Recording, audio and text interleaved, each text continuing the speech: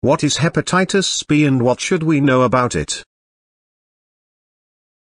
Hepatitis B remains one of those scary terms that you occasionally hear healthcare professionals use. You also hear about this somewhat mysterious disease in the media from time to time. But just what is hepatitis B and what should we know about it? Hepatitis B is a DNA virus that can be found in the blood. It attacks the liver. A name you may run across is HBV, which is short for Hepatitis B Virus.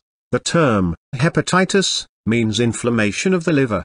What is important to know when considering how HBV is spread is that, as far as we know, it is transmitted mainly via blood contact. To be a little more specific, infection can occur when the blood from an infected person enters the body. Other body fluids can also contain HBV, but usually in much lower concentrations. It is possible to receive HBV via a bite from an infected person. It is suspected that the sharing of toothbrushes or razors might allow for an infection to be contracted. HBV is also a sexually transmitted disease. The usual increased risk factors for other sexually transmitted diseases apply here as well. For example, promiscuous and homosexual behavior may increase the chances for infection. People who are hemophiliacs are also at higher risk, as well as those who live with a person who has a chronic HBV infection. Having a job that involves contact with blood can also put you at increased risk for obvious reasons. Drug use is another risk factor. It is possible for your body to fight off an HBV infection. If that happens, you will be free of the virus and you will eventually not even test positive for the HBV surface antigen in your blood. An antigen is simply defined as a substance that causes the production of antibodies, and antibodies are those proteins that are used by your body to get rid of antigens. You might have guessed that a blood test can show if a person is suffering from a HBV infection. Some people's bodies do not fight the infection off completely and they suffer from chronic hepatitis. The virus remains in the body for the long term. This type of person can infect others. Currently, it is estimated that 1.25 million people in the United States suffer from a chronic hepatitis B infection. There are vaccines to help prevent a HBV infection, and there are drugs that can be used to fight an infection. Interestingly enough,